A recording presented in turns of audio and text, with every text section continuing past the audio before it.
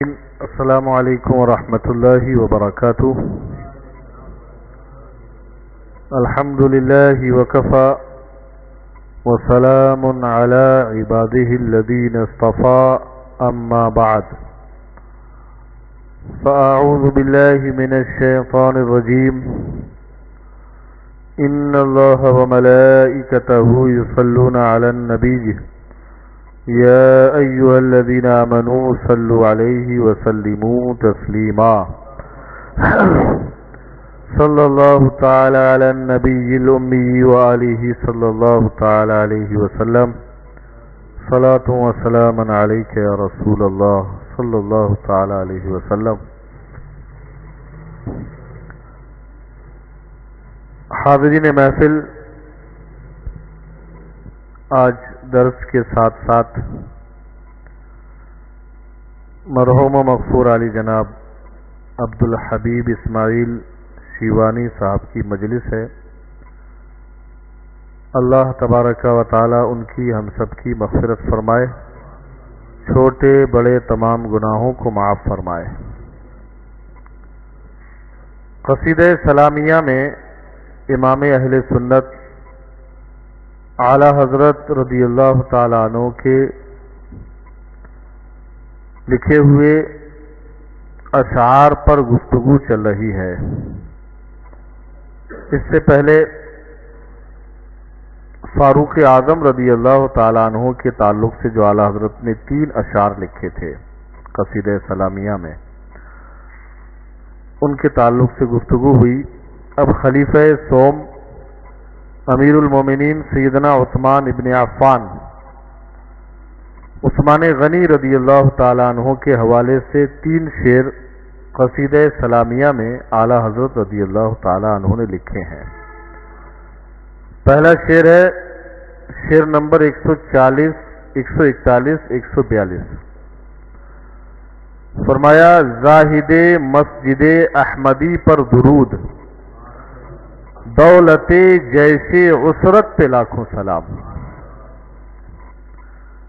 فرمایا در منصور قرآن کی سلکے بہی، زوج دو نور عفت پہ لاکھوں سلام. یعنی عثمان صاحب قمیص ہدا، حلہ پوش شہادت پہ لاکھوں سلام.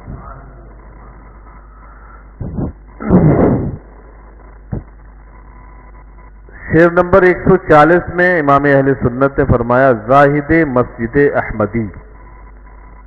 اس سے مراد ہے مسجد احمدی سے مراد مسجد نبوی ہے.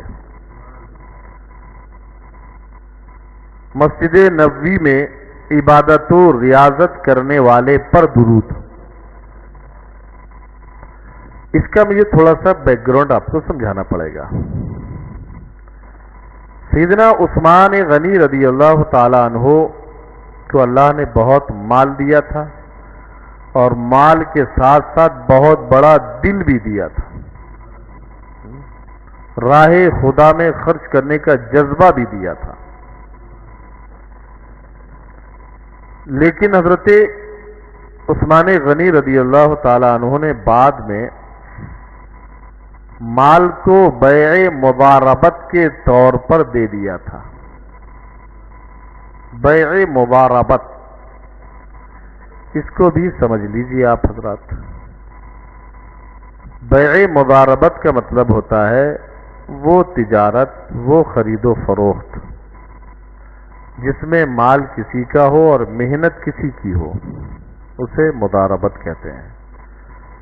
مثال کے طور پر میں نے کوئی دکان کھولی، سارا خرچہ پیسہ میرا ہے اور وہ میں نے زید کے حوالے کر دی کہ یہ دکان تم پوری سنبھالو، 40% میرا، 60% تمہارا، 50% میرا، 50% تمہارا. تو مال سامان پیسہ میرا لگا ہوا ہے اور محنت سامنے والے کی ہوتی ہے، اور اس میں ایک متعین ہوتا ہے کہ 50% تم لوگے، 50% ہم لے کے. ایسا ہوتا نہیں ہوتا ہے. اب وہ پرسنٹیج دونوں کی رضامندی پہ جو بھی ٹھہر جائے، یہ تو لینے والے اور دینے والے متعین ہو جائے، یہ 40% 60% پہ ہو جائے یا 50% پہ. تو اس طریقے سے جو بیع ہوتی تجارت ہوتی ہے اسے مضاربت کہتے ہیں شریعت کی لینگویج میں۔ اب اس میں جب حضرت عثمان غنی نے اپنا مال دے دیا، بھائی تم محنت تمہاری مال میرا، کماؤ اور جو بھی پرسنٹیج ہو، پھر اس کے بعد حضرت عثمان غنی رضی اللہ تعالی عنہ نے اپنے آپ کو زیادہ تر مسجد نبوی میں عبادت کے لیے وقف کر دیا تھا۔ سمجھے عبد القادر بھائی؟ اب اس شعر کو آسانی سے سمجھ سکتے ہیں کہ زیادہ تر جب آدمی کیا ہے عبادت میں، ریاضت میں، مجاہدے میں لگ جائے تو اسے بولتے ہیں زاہد۔ زاہد عن الدنیا، دنیا کو چھوڑ کر اللہ کے لیے لگ جائے۔ تو اب فرمایا زاہد مسجد احمدی، یعنی مسجد نبوی میں زیادہ تر عبادت کرنے والے عثمان غنی پر درود نازل ہو۔ اور اسی میں ایک واقعہ پیش آیا تھا جو جنگ تبوک کے حوالے سے تھا۔ اسی وقت جب آپ زیادہ تر مسجد میں عبادت و ریاضت کرتے تھے، یعنی مسجد میں وقت گزارتے تھے، تبھی رسول اعظم صلی اللہ علیہ وسلم نے صحابہ اکرام کو جوش دلایا، رغبت دلائی کہ مسلمان مال کے ذریعے سے اسلام کی مدد کریں۔ جنگ تبوک کے موقع پر مالی حالت بڑی کمزور تھی، اس کو جنگ جیش العسرہ کہتے ہیں، یعنی تنگی کا لشکر۔ لشکر کے ساز و سامان، کھانے پینے، رہنے سے، یہ ساری چیزیں جنگ جب ہوتی ہے تو بہت بڑا خرچہ چاہیے ہوتا ہے، یعنی اب جنگ میں مہینہ لگ جائے، 2 مہینے لگ جائیں، اتنے دن تک ہزاروں آدمی کے کھانے پینے کا انتظام تو اس کے لیے ایک بڑی رقم درکار ہوتی ہے۔ تو اس موقع پر جب رسول اعظم صلی اللہ علیہ وسلم نے اعلان فرمایا کہ اسلام کی مال سے مدد کرو، تو 3 مرتبہ تقریباً ارشاد فرمایا تھا، ایک کے بعد دیگر۔ تو ہر مرتبہ حضرت عثمان غنی نے بڑھ چڑھ کر اس میں حصہ لیا تھا، یہاں تک کہ ایک روایت کے مطابق 1000 اونٹ ساز و سامان سے لدے ہوئے اسلام کے لیے وقف کر دیے تھے آپ نے۔ اور یہ عمل بارگاہ رسول میں اتنا مقبول تھا، اتنا مقبول کہ رسول اعظم اسی وقت منبر شریف پر چڑھے اور چڑھنے کے بعد ارشاد فرمایا، اب اس کے بعد عثمان کوئی نفلی عمل نہ بھی کرے پھر بھی جنتی ہیں، کوئی نفلی عمل نہ کریں اس کے بعد۔ اتنا عظیم کام انہوں نے کیا ہے کہ اب اس کے بعد اگر کوئی نفلی عمل نہ بھی کرے پھر بھی وہ جنتی ہیں۔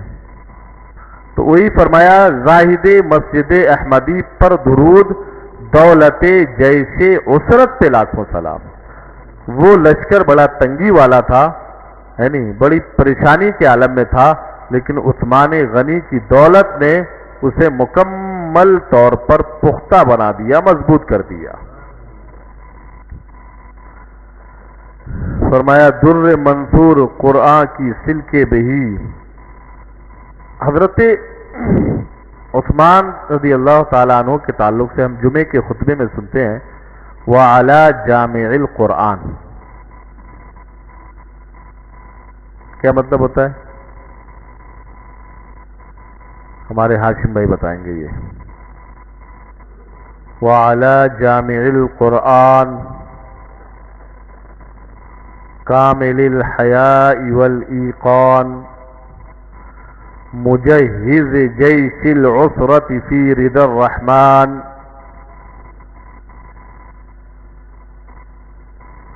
یہاں پر 3 خوبیاں بیان کی گئی ہیں اس میں۔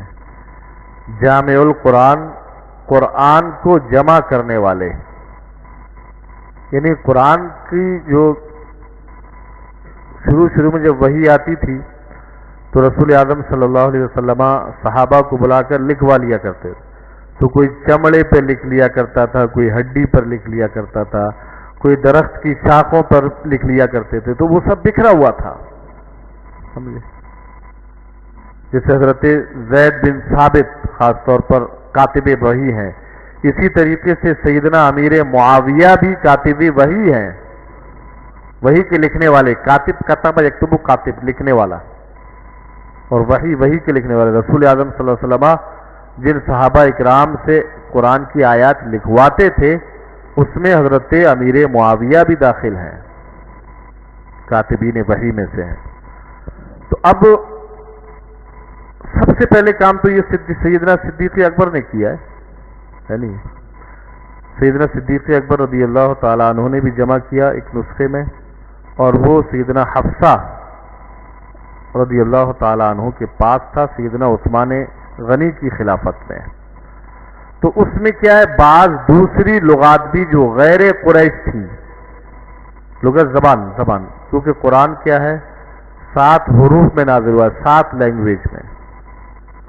تو اب مختلف مقامات پر مختلف لینگویجوں میں جب دیکھا گیا، قرآن پاک کے شروع کا مرحلہ تھا بہت حضرت عثمان غنی کے زمانے کا، اور ہر آدمی اپنی لینگویج کو درست سمجھتا تھا، اس میں کچھ اختلاف بھی ہوئے، وہ کہتا تھا میری زبان صحیح ہے، وہ کہتا تھا میری لینگویج صحیح ہے، تو اس میں کچھ اختلافات ہوئے۔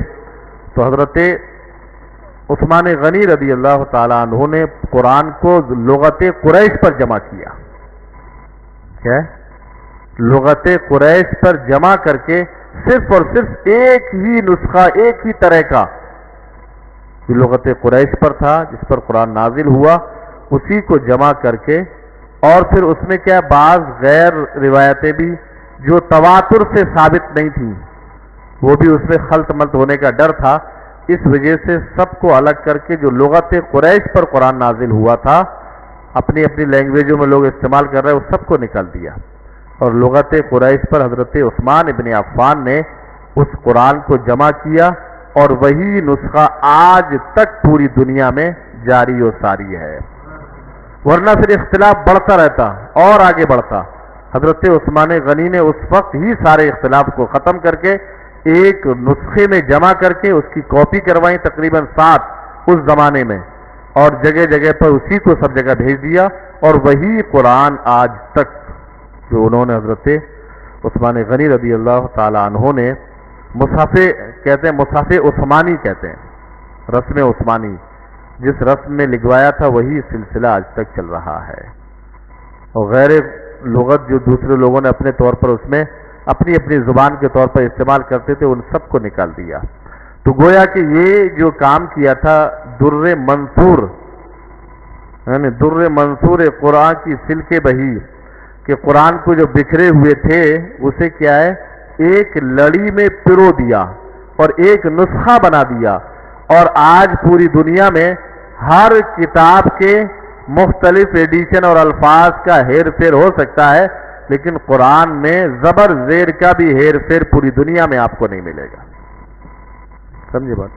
تو وہی فرمایا در منصور ہوتا ہے بکھرے ہوئے موتی، تو قرآن کے جو بکھرے ہوئے اوراق تھے، بکھرے ہوئے تھے، ان کو کیا ہے ایک لڑی میں پرو دیا۔ یہ حضرت عثمان ابن عفان کی شان ہے۔ اور فرمایا زوج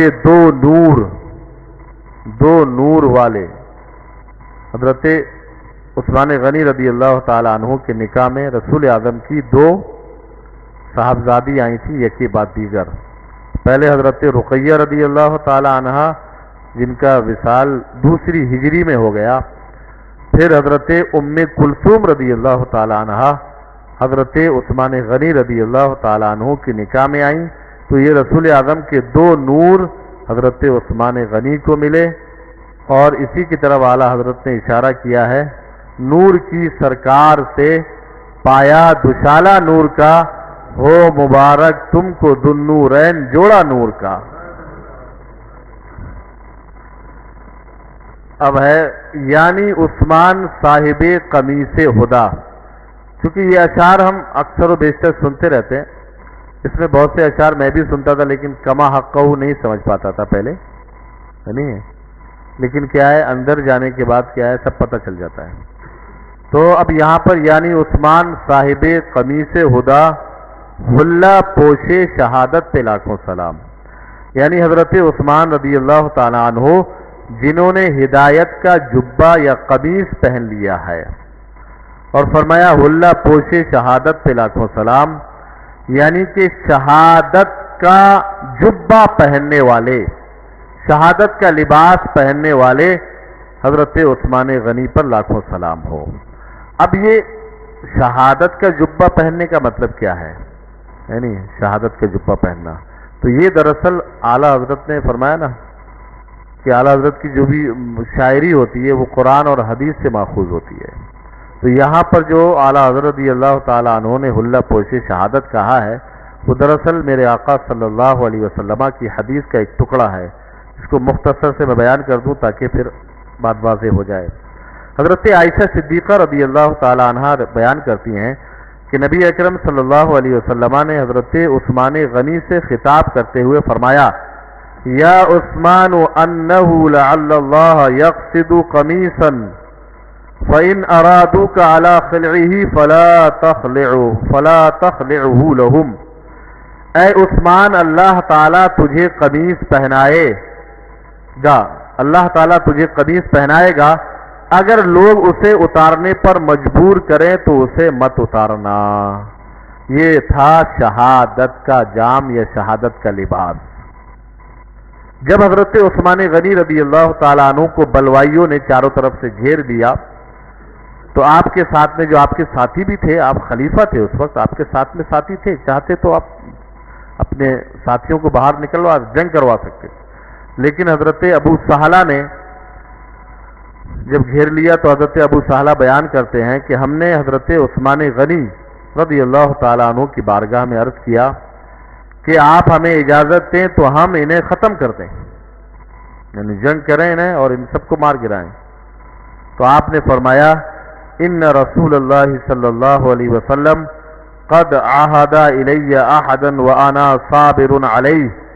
مجھ سے اللہ کے رسول نے وعدہ لیا تھا کہ لباس شہادت تمہیں پہننا ہے، یہ وعدہ لیا تھا، لہذا میں اس پر صبر کروں گا اور لباس شہادت پہنوں گا. اور پھر آپ نے شہادت کا لباس پہنا اور اس کے بعد آپ کی شہادت ہو گئی. تو یہ دراصل رسول اعظم صلی اللہ تعالیٰ علیہ وسلم نے جس کی نشاندہی کی تھی کہ جب تمہیں اللہ تعالیٰ قمیص پہنائے گا تو لوگ اتارنے کی کوشش کریں گے. اب چاہتے حضرت عثمان غنی اپنی فوج لے کے آگے بڑھ جاتے تو بلوائیوں کا تو آتا پتہ بھی نہیں ملتا، لیکن جو شہادت کا لباس پہنا انہوں نے وہ لباس پہننے کو نہیں ملتا. اس لیے آپ نے فرمایا کہ رسول اعظم نے مجھ سے عہد کیا تھا کہ جب لباس شہادت پہننے کا موقع آئے اور لوگ اتارنے کے لیے تم سے کہیں تو تم اتارنا نہیں بلکہ صبر کرنا. لہذا آپ نے صبر کیا اور اللہ تعالیٰ نے آپ کو شہادت کا مرتبہ عطا فرمایا. یہی لباس شہادت ہے آپ کے لیے جو اعلیٰ حضرت رضی اللہ تعالیٰ عنہ نے اس میں ذکر فرمایا ہے. اور باقی سیدنا عثمان غنی رضی اللہ تعالیٰ عنہ کی شان تو بہت عظیم ہے، ہم اکثر و بیشتر سنتے رہتے ہیں. میرے آقا صلی اللہ علیہ وسلم نے فرمایا ہر نبی کا جنت میں ایک رفیق اور ساتھی ہوتا ہے، اور فرمایا وَرَفِيقِي فِي الْجَنَّةِ عثمان، اور میرے رفیق جنت میں عثمان ابن عفان ہوں گے. اللہ تعالیٰ ان کلمات کو قبول فرمائے. استغفر اللہ لی ولکم ولسائر المؤمنین والمؤمنات.